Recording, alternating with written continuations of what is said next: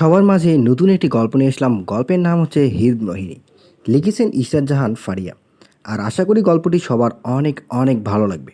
আর আপনি যদি আমাদের চ্যানেলটি এখনই সাবস্ক্রাইব না করে থাকেন তো এক্ষুনি আমাদের চ্যানেলটি সাবস্ক্রাইব করুন আর পাশের বেল আইকনটি বাজিয়ে দিন পরবর্তী নোটিফিকেশনের জন্য।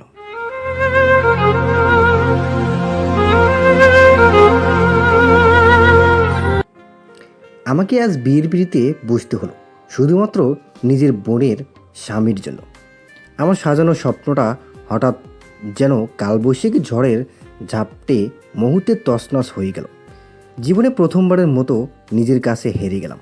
স্বপ্নগুলোকে দুমড়ে মুচড়ে নষ্ট করে দিলাম শুধু একজন মায়ের কথা রাখার জন্য। আমার দু বোন হলাম বাবা মায়ের যমজ সন্তান। জন্মলগ্নের পার্থক্য শুধু 2 মিনিটের।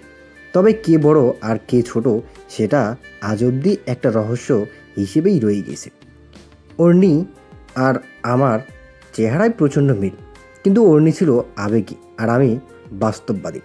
কখনো কারো কাছ থেকে কিছুই লুকাইনি আমরা, সব কিছু শেয়ার করতাম একে অপরকে। তখন আমার বোন কিশোরী বয়সের আবেগে পুরোপুরিভাবেই ডুবে গেছে। ঘটনা শুরু সেখান থেকে। কলেজে ওঠার পরপরই আমাদের 2 ক্লাস সিনিয়র এক ভাইয়ের প্রতি অর্ণি প্রচণ্ড দুর্বল হয়ে পড়ল।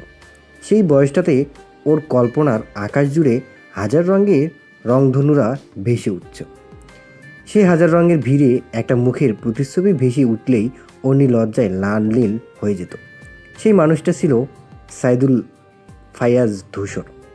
আমি সবসময় ওকে বুঝাতাম, কিন্তু সে এতটাই ধূসর ভাইয়ের রোগে আক্রান্ত যে সেখান থেকে ওকে বের করে আনা গেল না। খাওয়া দাওয়া পড়াশোনা সব কিছুতেই ধূসর থাকবেই। আমি ছোটোবেলা থেকেই প্রচণ্ড বাস্তববাদী, তাই আবেগকে প্রশ্রয় দিইনি কখনো। আমরা দুজন ছিলাম বাবা মায়ের আদরের সন্তান। আমাদের প্রতি তাদের ভালোবাসা ছিল অফুরন্ত। এই বিষয়টি ফ্যামিলিতে জানাতেই ওরাও অনেক ঝামেলা বোঝালো অন্যকে। কিন্তু সে নাসরবান্দা, ধূসরকে তারা চাই। প্রেম শব্দটার মানে তখন আমি বুঝি না। আমি অর্ণির কর্মকাণ্ড কারখানা দেখে ওর প্রতি বিরক্ত হতাম। মেয়ের এই অবস্থা দেখে আব্বু আম্মুর মন ক্ষুণ্ণ হলো, কিন্তু আদরের দুলালি হওয়ায় শাসন করতে পারলো না। যাই হোক, এভাবে দিনগুলো চলতে লাগলো। ইতিমধ্যেই পুরো কলেজে রটে গিয়েছিল অর্ণির এই পাগলামোর খবর। ধূসর অর্ণি নামটা সবার মুখে মুখে, অথচ ওদের মধ্যে তখনও কোনো রিলেশনই হয়নি। ফার্স্ট ইয়ারের শেষ দিকে একদিন আমি ক্লাসে বসে নোটস কালেক্ট করছিলাম। উনি মাঠে ছিল। হঠাৎই এসে আমাকে জাপটে ধরলো, আনন্দে কাঁদছিল। আমি ভোরকে গিয়ে জিজ্ঞেস করছিলাম, কাঁদছিস কেন? ও আমায় প্রপোজ করেছে। কি? ধূসর, সত্যি? হুম। আমি এত অবাক হলাম যে বেশ কিছুক্ষণ কথাই বলতে পারলাম না। এও সম্ভব? লম্বা ফর্সা অ্যাটিটিউডওয়ালা, সেই সাথে ব্রিলিয়ান্ট ধূসর ভাই আমার বোনটিকে প্রপোজ করেছে। সে যেন এক বিরল ঘটনা। অবশ্য আমার বোনই বা কম কিসে। তারপর থেকে চলতে লাগলো ওদের রিলেশন। সবাই জানে, এক কথায় ওপেন সিক্রেট হয়ে গিয়েছিল ব্যাপারটা। আমার খুব বিরক্ত লাগতো এসব, সবসময় এড়িয়ে চলার চেষ্টা করতাম। তবে মাঝে মধ্যে ধূসর ভাইয়া আমাদের দু বোনকে গুলিয়ে ফেলতো। সেবার এক বৃষ্টিমাখা দিন, কলেজের ক্যান্টিন থেকে বেরোবার সময় উনি হঠাৎই আমার হাত ধরে ফেললেন। আমাকে কিছু বলার সুযোগ না দিয়েই রক্তচক্ষু নিয়ে বললেন, ফোন ধরো না কেন? বেশি সাহস বেড়েছে? চড়াইয়া দাঁত ফেলাবো তোমার। আমি আমতা আমতা করে বললাম, কিসের ফোন? কিসের ফোন মানে? তোমাকে কাল সারাদিন ফোন দিলাম, কাটলা কেন? আমি তো ফোন কাটিনি, আর না আমার মোবাইলে কোনো কল আসছে। উনি ধমক দিয়ে আমার হাত মুচড়ে ধরে বললেন, রিলেশনের চক্করে তোমার পড়াশোনায় লাঠি উঠছে। শোনো, আগে পড়াশোনা, তারপর বাকি সব। আর আমাকে ছেড়ে যাওয়ার কথা চিন্তাতেও এনো না, তাহলে আগে তোমাকে খুন করে পরে নিজে মরবো, বুঝলা? আমি হতবাক হয়ে তাকিয়ে রইলাম। তখন অর্ণির কথার মাথায় আসতেই বুঝলাম উনি আমাদের দুজনকে গুলিয়ে ফেলেছেন। আমি হাতটা ছাড়িয়ে নিয়ে ভুলটা ধরিয়ে দেওয়ার আগেই উনি বললেন, এখন ক্লাসে যাও, আর আমার কথাটা মাথায় রেখো।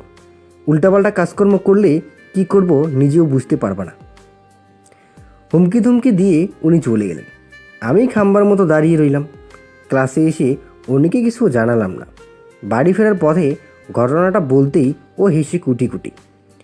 দুদিন যাবৎ ওদের ঝগড়া হচ্ছিল। উনি ধূসর ভাইয়ের ফোন রিসিভ করছিল না, আর মজার ছলে ব্রেকআপ করে দিয়েছিল। কিন্তু সে যে এটা এত সিরিয়াসলি নেবে তা কখনোই ভাবেনি। তারপরে ঘটনা আমার আর জানা হলো না। ওদের মিলমিশ হয়েই গিয়েছিল হয়তো, তবে মাঝে মধ্যে এমন ভুল প্রায়ই হতো। আমি কিছু মনে করতাম না। যাই হোক, এভাবেই কাটতে লাগলো দিনগুলো।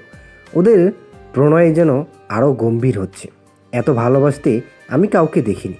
দুই পরিবারই সম্মতি ছিল সব কিছুতে, তাই কোনো বাধা ছাড়াই ধুমধামে ওদের বিয়ে দেওয়া হয়। সম্পর্কটাকে বিয়ে নামক পবিত্র বন্ধনে জুড়ে দেওয়া হয়।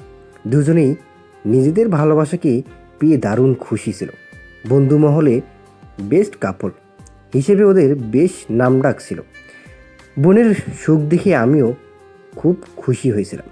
নিজের পড়াশোনায় উন্নতি, একটা চাকরি আমার সারা জীবনের স্বপ্ন ছিল। তাই বাবা মাকে দু বোনের বিয়ে একসাথে দিতে চাইলেও আমি রাজি ছিলাম না। তার বড় কারণ, ছেলেদেরকে আমার একটুও বিশ্বাস হয় না। উপরে উপরে যতই ভালোবাসা দেখাক, ভিতরে ততটাও পশুর বাস মনে করতাম। এমনকি ধূসর ভাইয়ের প্রতিও আমার এই মনোভাব ছিল। কেন জানি না, ওই একটা কারণেই বিয়ে নামক সম্পর্কতে আমার আস্থা নেই। আমি আরও নেই, সবাই আরও বলেই ডাকে। এবার অনার্স 4th বর্ষের ছাত্রী, আর যার সাথে একটু আগে আমার বিয়ে হলো সে আমার বোনের স্বামী ধূসর। ওদের বিয়ে হয়েছে 2 মাসও হয়নি। ভালোবাসায় বাধা ওদের সেই সংসারে কোনো কিছুরও কমতি ছিল না। হাসি আনন্দে কেটে যাচ্ছিল দিন। কিন্তু ক্ষণস্থায়ী সেই সুখের কাছে পরাজিত হলো আমার বোনের ভালোবাসা। বিয়ে পরবর্তী সময়ে ঘুরতে গিয়েছিল বান্দরবানে এক বন্ধুর বাসায়। সেখান থেকে ফেরার সময় একটা কার অ্যাক্সিডেন্টে আমার বোন অর্ণি স্পট ডেড, আর গুরুতর আহত অবস্থায় হাসপাতালে নেওয়ার ফলে বেঁচে যান ধূসর ভাইয়া। যখন এই খবর ওনাকে দেওয়া হলো, মুহূর্তেই জ্ঞান হারান তিনি। 2 দিন পর সেন্স এলে পাগলের মতো আচরণ করতে থাকেন। অন্যকে তার চাই। বাড়িতে নিয়ে যাওয়ার পর সারাদিন দরজা বন্ধ করে বসে থাকেন। নেশায় বুঁদ হয়ে রাতে বাড়ি ফেরেন। একমাত্র ছেলের এই দুর্দশা ওনার বাবা মা মানতে পারছিলেন না, আর কোনো উপায় না পেয়ে আমার কাছে বিয়ের প্রস্তাব নিয়ে এলো। আমার আব্বু আম্মু চিন্তাভাবনা করার ক্ষমতা হারিয়েছে। মেয়েকে হারিয়ে তারা নিঃস্ব। আমি নিজের পাশাপাশি ওদেরকেও সামলানোর আপ্রাণ চেষ্টা করে যাচ্ছিলাম। যখন ধূসর ভাইয়ের বাবা মা এই প্রস্তাব নিয়ে এলো, আব্বু পুরো বিষয়টাই আমার মতামতের উপর ছেড়ে দেন। আমি এই প্রস্তাব কিছুতেই মানতে পারছিলাম না। যতটুকু বুঝি, অন্যকে নিজের চেয়েও বেশি ভালোবাসতেন উনি, আর সেই ভালোবাসার ভাগ নিতে আমি কখনোই পারবো না। তার উপর ওনাকে বিয়ে প্রশ্নই ওঠে না। আমি এই কথা ওনার বাবা মাকে জানিয়ে দিয়েছিলাম, কিন্তু ধূসর ভাইয়ের মা নিকিতা আন্টি আমার ঘরে এসে অনেক অনুরোধ করলেন। কান্নায় ভেঙে পড়লেন। এক কথায় ইমোশনাল ব্ল্যাকমেল। কাঁদতে কাঁদতে বললেন, আমার ছেলেটাকে একমাত্র তুমিই বাঁচাতে পারো মা। আমি কি করে আন্টি? তোমার আর অন্যের মধ্যে কত মিল, তুমি ওর মতো ভালোবাসতে পারবে? এটা হয় না আন্টি। আমার বোনের ভালোবাসায় ভাগ বসাতে পারি না আমি। আমার ছেলেটা নিজেকে তিলে তিলে শেষ করে দিচ্ছে। কাল রাতেও অ্যাক্সিডেন্ট হয়েছে একটা। এমনিতেও শরীরের কী অবস্থা, এখন তো মনে হচ্ছে আর ওকে বাঁচানোই যাবে না। আমি ওনার কথা শুনে আঁতকে উঠলাম। আন্টি কাঁদছেন, আর আঙ্কেল অসহায় দৃষ্টিতে আমার দিকে তাকিয়ে আছেন। অন্যের কথা চিন্তা করে আমি নিজেকে সামলালাম। আম্মুও এই কথাই বললেন। আমি কোন দিকে যাব দিশা পাচ্ছিলাম না। অবশেষে বিয়েতে রাজি হতেই হলো। একটা সাইকোকে এখন আমার সুস্থ করে তুলতে হবে। ভালোবাসার একই পরিণতি। অন্য সত্যিই খুব ভাগ্যবতী ছিল। আজকাল এরকম ভালোবাসা চোখেই পড়ে না। ওদের কথা চিন্তা করে আমি রাজি হলেও ধূসর ভাই এই বিয়েতে রাজি হলো না। নিকিতা আন্টি গলায় ফাঁস দিতে গেলেন। আঙ্কেল নিরুদ্দেশ হওয়ার উদ্দেশ্যে বাড়ি থেকে বেরিয়ে গেল। এক কথায় চাপে পড়ে আমার সাথে বিয়েতে ওনাকে রাজি হতেই হলো। 2 দিন পর ঘরোয়াভাবে আমাদের বিয়েও হয়ে গেল। সেই রাতটা আমাদের বাড়িতেই থাকতে বলা হলো, কিন্তু আন্টি রাজি হলেন না। উনি পুত্রবধূ নিয়েই ঘরে ফিরতে চান। অগত্যা আমাকে সেই দিনেই শ্বশুরবাড়ি আসতে হলো। আমি বাড়িতে পা রাখতে না রাখতেই ধূসর ভাই আমার দিকে অগ্নিদৃষ্টি নিক্ষেপ করলেন। কিছু রিচুয়ালস পালন করে নিজের ঘরে চলে গেল। নিকিতা আন্টি বেশ খুশি, কেঁদেই দিল এক সময়। আমি সান্ত্বনাসূচক কিছু কথাবার্তা বলে ওনাকে শান্ত করলাম। মা ডাকার জন্য অনুরোধ করলো আমায়। কিছু খাইয়ে দাইয়ে নিজের ঘরে নিয়ে গেল। সাজগোজ সব উঠিয়ে নিলাম। গোসল সেরে শেষে একটা হলদে রঙের সুতির শাড়ি পরতে দেওয়া হলো আমায়। আমার চুলগুলো বেশ লম্বা। ভিজে চুলগুলো নিয়ে আমি দরজার সামনে দাঁড়িয়েছিলাম। শাশুড়িমা রান্নাঘরে গিয়েছেন রাতের খাবার আনতে। সেই মুহূর্তে হঠাৎ আমার চুল কে যেন জোরে একটা টান দিল। আমি ঘাড় ঘুরিয়ে পিছনে ফিরে দেখলাম ধূসর। অবাক হয়ে ওনার দিকে তাকাতেই উনি আমাকে দেয়ালের সাথে চেপে ধরে বললেন, তুমি অন্যি? আমার আবার ফিরে এসেছো তাই না? কিন্তু তোমার চোখের চশমা কেন? খোলো এটা। আমার চশমাটা বিছানায় ছুঁড়ে ফেললেন। আমি হতভম্ব হয়ে ওনাকে দেখে যাচ্ছি। ওনার গলার সুরে মাদকতা মিশে আছে। আমি বুঝতে পারলাম তিনি নেশাগ্রস্ত। আচমকাই উনি আমার কোমর জড়িয়ে ধরে গাঢ় করে ঠোঁটে চুমু খেলেন। দুর্গন্ধে আমার বমি আসার উপক্রম।